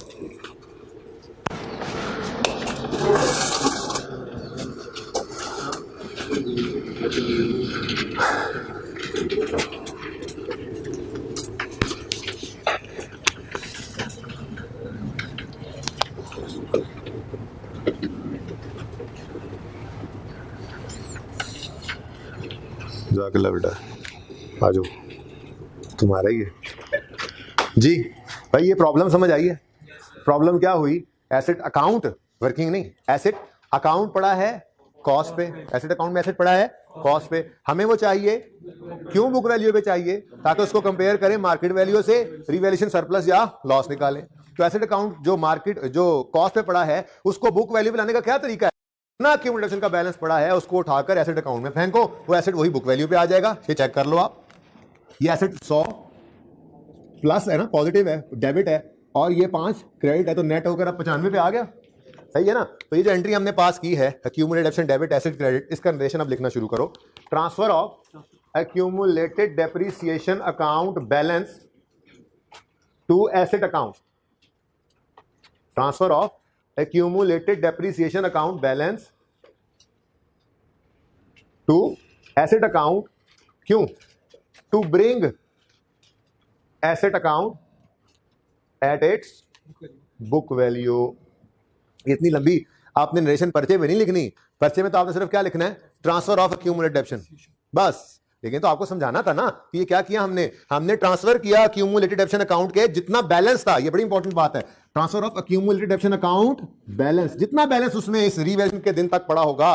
2 साल बाद रिवैल्यूएशन होती तो 2 साल की डेप्रिसिएशन पड़ी होती, 5 साल बाद रिवैल्यूएशन होती तो 5 साल की डेप्रिसिएशन पड़ी होती। तो इंपॉर्टेंट बात क्या है, transfer of accumulated depreciation account balance to asset account to bring asset account at its book value, ठीक है, हो गया ये काम। अच्छा नेक्स्ट, उससे भी इंपॉर्टेंट बात जो अभी हमने ऊपर की, रिवैल्यूएशन सरप्लस या लॉस को रिकॉर्ड करेंगे। भाई रिवैल्यूएशन बस यही है, रिवैल्यूएशन बस ये 2 एंट्रीज ही हैं। पहली एंट्री ट्रांसफर करना एक्यूमुलेटेड डेप्रिसिएशन को एसेट अकाउंट में ताकि वो बुक वैल्यू पे आए, बुक वैल्यू और मार्केट वैल्यू को कंपेयर करें और गेन लॉस निकाल लें, ठीक है। और दूसरी एंट्री जो गेन लॉस आया है उसकी जर्नल एंट्री परफॉर्म कर लें, दिस इज रिवैल्यूएशन, ठीक है। अब हमें क्या आया है, गेन आया है या लॉस आया है, गेन आया या लॉस आया है, गेन आया 25 से, एसेट है ना, एसेट में पॉजिटिव आने का मतलब क्या है, एसेट बढ़ा है, फायदा हुआ है। देखो 5 माइनस हो रहा है, हमने क्या कहा था, ये एक्सपेंस है, यही कहा था ना, डेप्रिसिएशन क्या है, एक्सपेंस है। 5 कम हुआ तो ये एक्सपेंस है, 25 बढ़ा तो ये क्या है, इनकम गेन, ठीक है। तो एसेट क्या हो गया, 25 से बढ़ गया। मोतरजीन का एतराज दूर करने के लिए हमने एसेट को क्या कर दिया, एसेट अकाउंट को 25 से डेबिट कर दिया, ठीक है। और जरा देखना, अभी नोट ना करना प्लीज, अभी ये चीज चेंज हो जाना, ठीक है ना। और हमें क्या आ गया जी, रिवैल्यूएशन गेन, और इस गेन को हम ले गए प्रॉफिट एंड लॉस में 25 रुपए। अब जरा थोड़ी देर के लिए सबकी तवज्जो, मुझे शदीद वाली तवज्जो चाहिए। प्रॉफिट एंड लॉस, सारी इनकम्स आती हैं, रिवैल्यूएशन सरप्लस भी इसी में आता है, ठीक है, कितना 25, और मिसाल के तौर पे बाकी का प्रॉफिट जो था वो 100 था और ये नेट प्रॉफिट कितना बन गया 125। ये चलो 100 ना करो 10 करो तो ये कितना बन गया 35। ठीक है जी। अब ये नेट प्रॉफिट ने अभी अभी हमने बैलेंस शीट बनाई, शेयर कैपिटल अलग पड़ा होता है ना, ठीक है। शेयर कैपिटल जितना भी होगा रिटेन्ड अर्निंग्स में ये 25 रुपये चले जाएंगे। तो बोलो यहीं पे बनाया था ना, प्रॉफिट से कहाँ जाना है? हाँ 35 है। प्रॉफिट्स में कहाँ जाना होता है? रिटेन्ड अर्निंग्स में जाना होता है ना, ठीक है। अब ये 35 की रिटेन्ड अर्निंग्स देखी शेयर होल्डर्स ने, राल टपकने लग गई। आगे डायरेक्टर्स के पास, हमारे घर में चूल्हा नहीं जल रहा और तुम लोगों ने ये 35 की अर्निंग्स रिटेन की हुई हैं, और कुछ खुदा का खौफ करो, हमें भी कुछ बांटो। बिजनेस के प्रॉफिट्स में से ओनर को बांटे ही जाते हैं डिविडेंड के नाम से, ठीक है। तो आगे ओनर डिविडेंड मांगने, ठीक है, हो गया ना मसला। ये क्या है जी? Revaluation surplus. हमने इसको फेंका कहां? प्रॉफिट एंड लॉस में एज एन इनकम, ठीक है। जब ये यहां फेंका तो ये नेट प्रॉफिट में आया, यहां से रिटेन्ड अर्निंग्स में गया, और ऐसे दूरबीन लगा के बैठे हुए थे शेयर होल्डर्स ने कहा 35 के प्रॉफिट्स तो कुछ हमें भी दो, ठीक है, मांगेंगे। अब इनफैक्ट अगर देखा जाए तो इसमें से तो शायद सिर्फ 10 का प्रॉफिट अभी हमने कमाया है, 25 का अभी कमाया नहीं है। ये गेन हमने क्या एसेट बेच दिया? नहीं, हमने जस्ट एसेट को उठाकर फेयर वैल्यू पे रखा कि जी आज इसकी मार्केट वैल्यू बढ़ गई है। अब ये गेन कमाया नहीं है, ये रियलाइज नहीं हुआ, ये अभी अनरियलाइज्ड गेन है। जब हम कभी फ्यूचर में इसको बेचेंगे तो फायदा आएगा, फिलहाल तो नहीं बेचा। और सही है ना, रीवैल्यूएशन मॉडल पे पड़े हुए एसेट को लेकर जाते हैं ना। एसेट बेच देते तो फिर ना एसेट होता ना कोई मॉडल होता, ठीक है। तो एसेट को हमने मोतरजीन का एतराज दूर करने के लिए, बात हजम हो रही है, मोतरजीन का एतराज दूर करने के लिए एसेट को उठा के हमने कर दिया 25 से ज्यादा। अब जब गेन रिकॉर्ड किया, ठीक है, ये 25 का, तो प्रूडेंस ने आके पकड़ लिया, भाईजान ये कोई गेन आपने कमा लिया है। हमने कहा नहीं, कमा लेंगे फ्यूचर में। उसने कहा फ्यूचर के गेन को तो रिकॉर्ड करने की इजाजत ऐसा ही है, ठीक है। एक तो प्रूडेंस ने हमें पकड़ लिया, और दूसरा ये शेयर होल्डर्स, ये तलवार, ठीक है, आगे पैसे लेने, नहीं हमें तो दो, हमें तो ये 25 तो पहले दो ना, ये वाला 25 पहले दो। हम कह रहे हैं यार हमने ये अभी कमाई, ये पैसे आए नहीं हमारे पास अभी, कैसे दे दें आपको? वो कह रहे नहीं हमें नहीं पता, हमें तो बस ये पैसे चाहिए, ठीक है। तो फिर इसके लिए अकाउंटेंट ने सोचा कि ये वाली चवल अगर हमने मार दी ना तो ये पैसे वो लेने आ जाएंगे, हम इसको नेट प्रॉफिट में नहीं जाने देंगे, ठीक है। अब आप बड़े हो गए हैं, ठीक है, आप प्रॉफिट एंड लॉस अकाउंट की बजाय स्टेटमेंट ऑफ कंप्रीहेंसिव इनकम बनाएंगे तो FAR 2 में जाकर। लेकिन इसका फॉर्मेट इंशाल्लाह मैं यहाँ पे आपको सिखाऊंगा, क्योंकि स्टेटमेंट ऑफ इक्विटी भी सिखानी है आपको, कुछ चीज़ें सिखानी होती हैं, तो एक फॉर्मेट थोड़ा सा डिस्कस करेंगे इसका। तो स्टेटमेंट ऑफ कंप्रीहेंसिव इनकम में प्रॉफिट एंड लॉस होता है और अदर कंप्रीहेंसिव इनकम होती है, ठीक है। ये टोटल मिलकर फिर हमारा प्रॉफिट एंड लॉस जरा बड़ा हो रहा है, ठीक है ना। जो प्रॉफिट एंड लॉस होता है उसके अंदर हम सिर्फ रियलाइज्ड प्रॉफिट्स को लेते हैं, जो नेट प्रॉफिट तक की कहानी होती है, ठीक है। इसमें नजर आएगा सिर्फ क्या चीज? 10।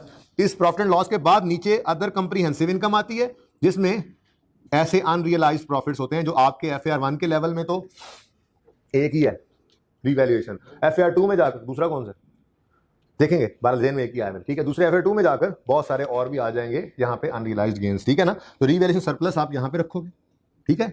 अब पता क्या होगा, रिटेन्ड अर्निंग में जाएगा सिर्फ 10 रुपया, ठीक है। और ये रीवैल्यूएशन सरप्लस जो है ये यहाँ से होकर अलग, इस रिटेन्ड अर्निंग से अलग थलग अपने ही नाम से आएगा रीवैल्यूएशन सरप्लस 25।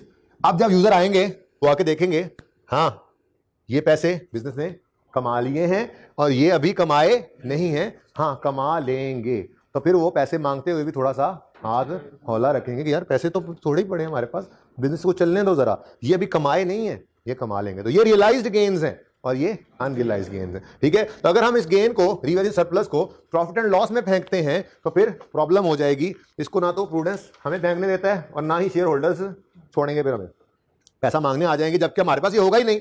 तो फिर इसका हल क्या अकाउंटेंट ने निकाला है कि इस रीवैल्यूएशन सरप्लस की एंट्री क्या करेंगे, एसेट तो बढ़ गया, एसेट तो डेबिट हो गया, ठीक है, लेकिन सरप्लस किसको कर देंगे, रीवैल्यूएशन सरप्लस, डेबिट क्रेडिट किसको कर देंगे जी, रीवैल्यूएशन। पहला दिन है जी, पूरा लिख दें, अच्छा भाई इतना की लिख सकता हूँ फिर भी, रीवैल्यूएशन सरप्लस। अच्छा ऐसे रीवैल्यूएशन सरप्लस और RS लिख दूँ तो मसला तो नहीं है ना,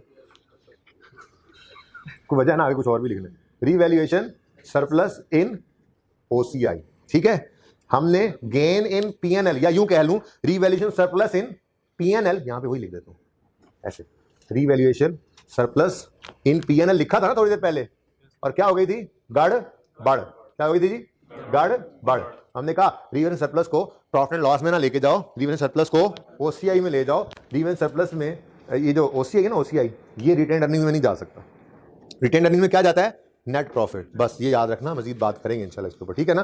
तो रीवैल्यूएशन सरप्लस जो है वो ओसीआई से होता हुआ हमारा बैलेंस शीट के अंदर नजर आएगा, अलग थलग नजर आएगा, ठीक है, अलग थलग नजर आएगा, ताकि यूजर जो है इस 25 रुपए में से कोई पैसे अभी ना मांगने, ठीक है। तो फिर हमारी रीवैल्यूएशन की ये दो ही एंट्रीज हैं। नंबर 1 सुन लो पहले, नंबर 1 ट्रांसफर करेंगे जितना भी बैलेंस प्रोडक्शन में पड़ा होगा वो एसेट अकाउंट में, ठीक है। और भाई ये रीवैल्यूएशन ना अभी तक एक हफ्ता तो सिर्फ रीवैल्यूएशन ही चलनी है, ठीक है ना, जिसमें मैंने क्या करना है आपके साथ, कभी ये रीवैल्यूएशन 1 है ना, कभी ये 2 कर लेंगे, ठीक है। अभी गेन है, अगली पे लॉस आ जाए, फिर पहले लॉस हो, अगली पे गेन आ जाए, 3 रिवैल्यूएशन भी करेंगे, 4 करके देखेंगे, डिफरेंट केसेस जितने पॉसिबल सिनेरियोज हैं वो करके देखेंगे, स्टार्ट ऑफ द ईयर कर, एंड ऑफ द ईयर करके देखेंगे, मिड ऑफ द ईयर करके देखेंगे। ये सारे काम करने हैं, इसलिए इसको नहीं सोचना आपने कि ये हो जाए, अगर ऐसा हो जाए, अगर वैसा हो जाए, वो सब कुछ जो पॉसिबल है इंशाल्लाह वो सब करके देख लेंगे।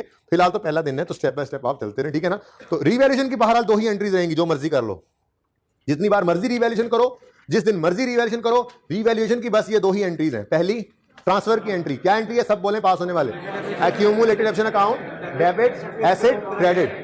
क्यों? ताकि एसेट किस पे आ जाए, उसके बाद कंपेयर हुआ तो 25 का क्या आया, गेन, सरप्लस या गेन, उसकी एंट्री क्या बनी, एसेट तो बढ़ गया ना, एसेट प्लस, तो asset, debit, revaluation, surplus, credit, ठीक है, रीवैल्यूएशन, सरप्लस, क्रेडिट, ठीक हो गया, सही है ना। चले एंट्रीज पास भी कर लें।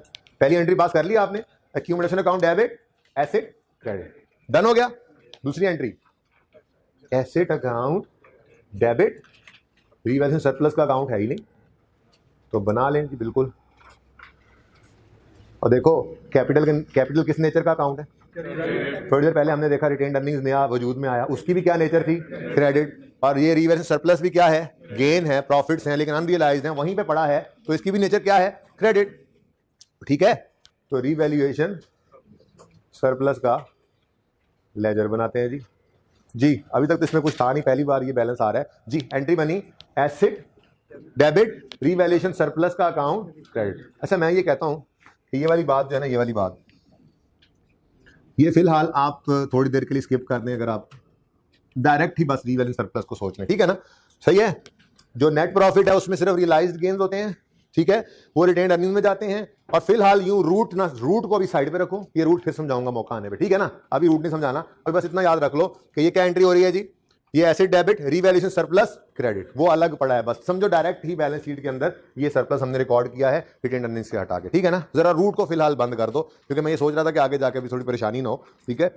इसके ऊपर बहुत तफसील से बात होनी है, हमने statement of change in equity बनानी है, हमारा इंपॉर्टेंट टॉपिक है, उसके लिए ये सारे फॉर्मेट्स बनेंगे, मैं बिल्कुल तफसील से ये बात करूंगा। फिलहाल इसको साइड पे रख दो, क्योंकि ये बात मैं, वो कहते हैं ना, तोड़ पहुंचा नहीं सकूंगा, तो इसलिए फिलहाल इसको मैंने साइड पे कर दिया। जब मौका आएगा, तोड़ पहुंचाना समझते हो, हाँ, मंजिल तक पहुंचा नहीं सकूंगा ना बात को, ठीक है। तो जब उसका टॉपिक आएगा ना जहां पे पूरी बात खत्म हो जाती है, तो उसमें फिर ये समझाऊंगा, ठीक है। तो भाई फिलहाल रूट को छोड़े, ये याद रहेगा ना कि 25 का प्रॉफिट रियलाइज नहीं है, जब नहीं है तो नेट प्रॉफिट, तो प्रॉफिट लॉस में नहीं लेके जाना, प्रॉफिट लॉस में नहीं लेके जाना। Entry asset, debit, gain in profit and loss, credit नहीं करनी, बल्कि आपने एंट्री करनी है asset, debit, revaluation, surplus, credit, बस, ठीक है जी, रीवैल्यूएशन, सरप्लस, क्लियर है ये बात।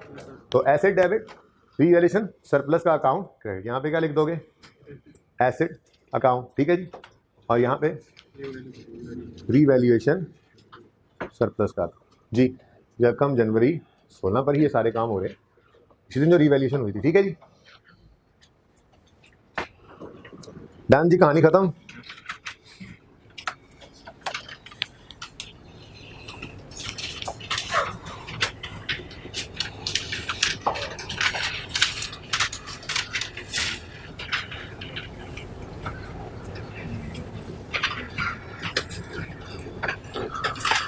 सही है जी, ओके। अब 10-20 तक टाइम था क्लास का, ओह माय गॉड, ठीक है जी, खत्म करते हैं बात को। इधर देखें, अब ये एसेट इस्तेमाल होगा इस साल, फिर तो साल के एंड पे क्या करना पड़ेगा, डेप्रीशिएट, क्या करना पड़ेगा, डेप्रीशिएट। तो डेप्रीसिएशन के लिए अब क्या करना पड़ेगा जी, मजबूरन। देखो वो कॉस्ट अपनी पुराने वाली तो रही कोई नहीं अब इसकी, ठीक है। इस दफ़ा तो क्या हुआ भाई, यूजफुल लाइफ में चेंज आता था, मेथड में चेंज आता था या रेजुअल वैल्यू में आता था, तो हम एस्टीमेट चेंज के वक्त क्या करते थे, WDV ले लेते थे और रिमेनिंग लाइफ पे डेप्रिशिएट करते थे।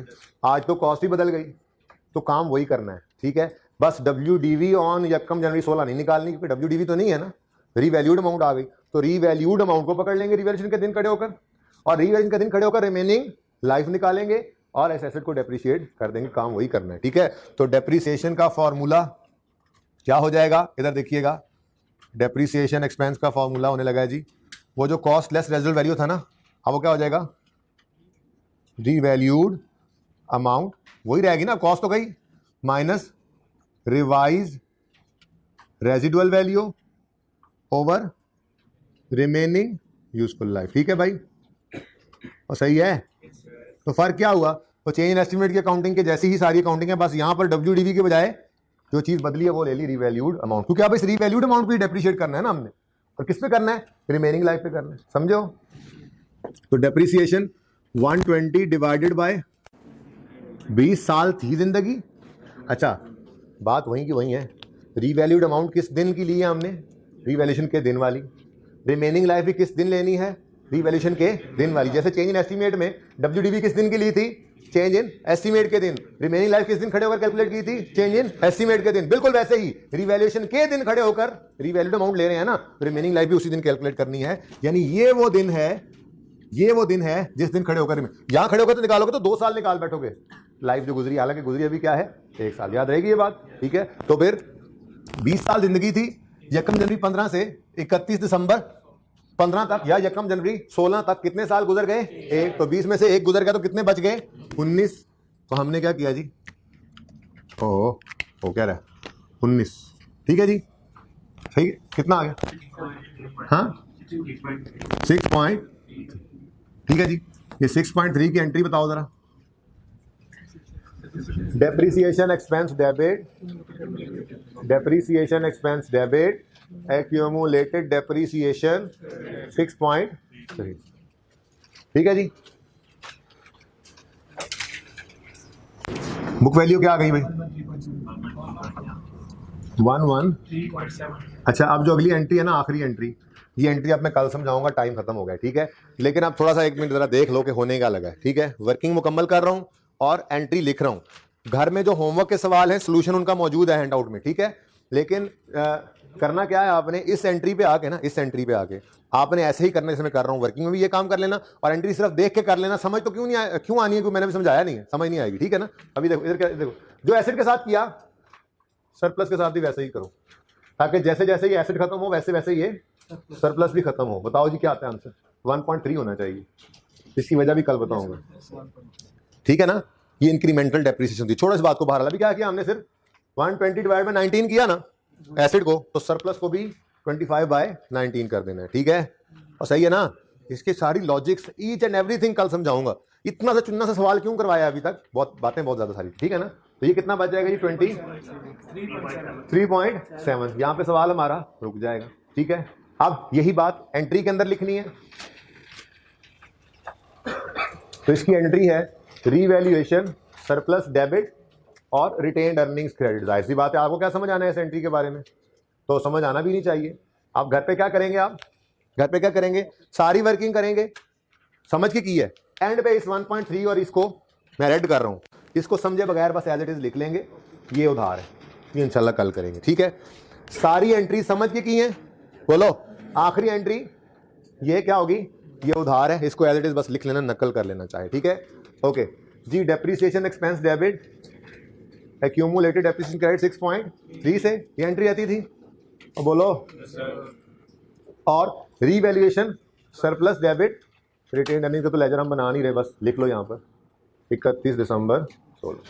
ठीक है, क्लोजिंग बता दो, 31 दिसंबर 16 पर क्लोजिंग 100। देखो सवाल सही जा रहा है, asset account revalued amount show कर रहा है या नहीं कर रहा, बोलो। एसेट को उठा के 120 पे ले गए हैं ना, देखो नजर आ रहा है अब 120 पे। ठीक है, एक्यूमुलेटेड ऑप्शन में 6.3 नजर आएगा, क्योंकि पिछली 5 तो ट्रांसफर हो गई थी। सही है, और यहां पर 23.7 आएगा क्लोजिंग बैलेंस। ठीक हो गया, सही है? इधर देख लो अब, ये क्वेश्चन 2 जो है ना, क्वेश्चन 2 ये भी होमवर्क में चला गया, क्लास वर्क वाला, क्योंकि मैंने क्लास वर्क वाले सवाल पे ज़्यादा देर लगा दी है। ठीक है, सही है? देख लो होमवर्क में मैंने क्या लिख दिया, क्योंकि मुझे ध्यान में आ गया था कि ये 2 भी जो है ना होमवर्क में जाना है। ठीक है, तो क्वेश्चन 2 होमवर्क के अंदर जो है वो पहला होमवर्क यही है। ठीक है ना, क्लास वर्क क्वेश्चन 2 नजर आ रहा है, और क्वेश्चन नंबर जो होमवर्क का क्वेश्चन 2 है वो अलग से मैंने लिख दिया। बिल्कुल सेम क्वेश्चन है, बस थोड़ी सी प्रैक्टिस है। ये हैंड आउट ले लेना ऊपर से, अभी अभी अभी लेना यार। यार 4 के नहीं मिले तो उसकी जरूरत क्या है? वैसे तो मैंने ऑनलाइन वाले बच्चों को तो ग्रुप में ही भेज दिए थे, आपका ग्रुप ही नहीं है जी। सुने सुने सुने, ये आप हैंड आउट लाजमी लेके जाइएगा। ठीक है, अभी मैं इस क्लास से निकलूंगा, ईमेल करके व्हाट्सएप करके निकलूंगा अपने टीए को। ठीक है ना, तो आपने ये क्वेश्चंस लाजमी करने हैं, और इसी हैंड आउट के अंदर इन दोनों क्वेश्चन का सोल्यूशन भी है, जनरल एंट्रीज भी हैं, वर्किंग भी है, लेजर भी मौजूद है। ठीक है, ओके, ये देख लें आगे, ये सारे सोल्यूशंस मौजूद हैं। ओके, दोनों के। अल्लाह हाफिज़।